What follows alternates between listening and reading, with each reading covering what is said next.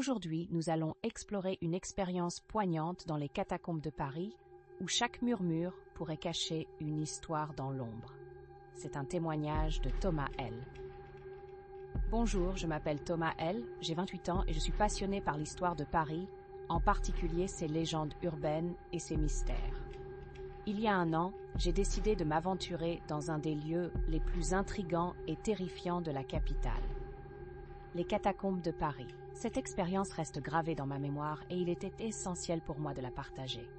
C'était un frais matin de novembre 2022 quand j'ai franchi le seuil de l'entrée.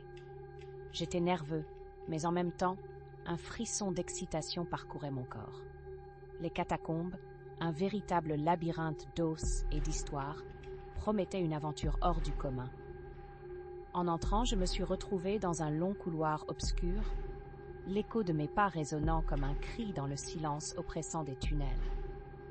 La température chutait rapidement, me dégageant une odeur de terre humide mêlée à celle des ossements qui m'entouraient. Au fil de mes déambulations, je ne pouvais m'empêcher de penser à ceux qui avaient été enterrés là, à leur histoire.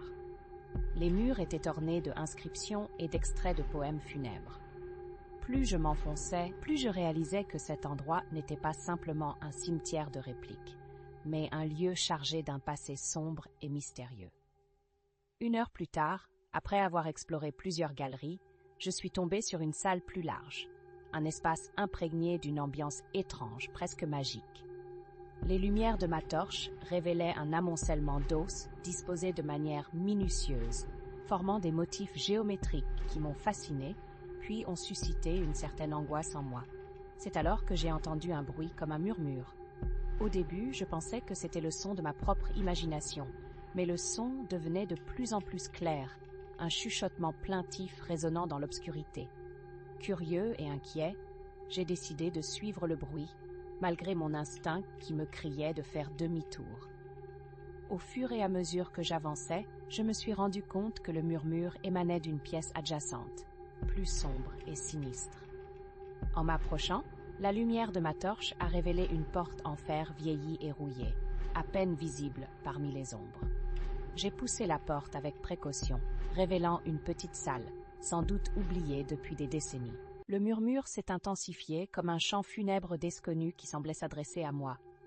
Pris d'une curiosité irrésistible, j'ai franchi le seuil de cette salle. À l'intérieur, les murs étaient couverts d'étranges symboles ésotériques.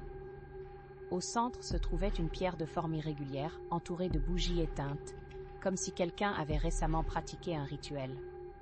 Mon cœur battait à tout rompre. Une peur instinctive montait en moi, mais je ne pouvais pas m'empêcher de ressentir une attirance envers cette pièce. Puis, l'atmosphère a changé. Le murmure s'est intensifié et j'ai senti une ondade de froid me submerger. C'est à ce moment que tout a basculé. Des ombres ont commencé à danser sur les murs, des silhouettes indistinctes qui semblaient se mouvoir, se rapprochant de plus en plus de moi. Le chant s'est transformé en un cri strident et j'ai compris que je n'étais pas seule ici. L'angoisse m'a pris, me paralysant sur place. J'ai essayé de fuir, mais lorsque j'ai tourné les talons, la pièce avait changé. Chaque passage semblait mener à des murs, chaque couloir se refermant sur lui-même. Je m'étais égarée dans ce labyrinthe de mort et de mystère.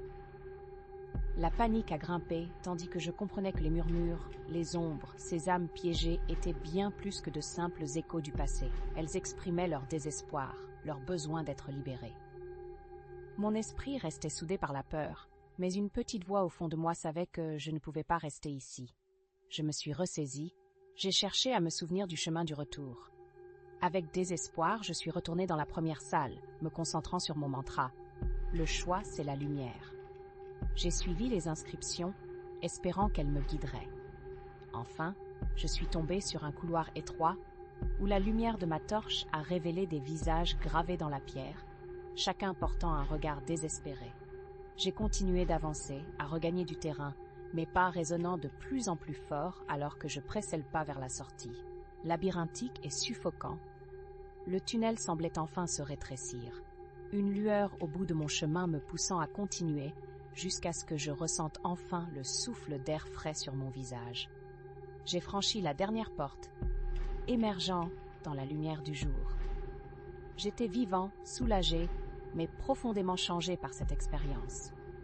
J'avais découvert un secret des catacombes de Paris, un avertissement sur l'importance de respecter les âmes perdues.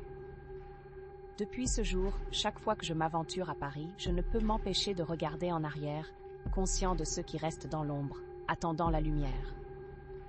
Les catacombes ne sont pas qu'un simple endroit de curiosité, elles sont un sanctuaire de mémoire, un rappel de notre histoire collective, et elles doivent être respectées pour ce qu'elles sont.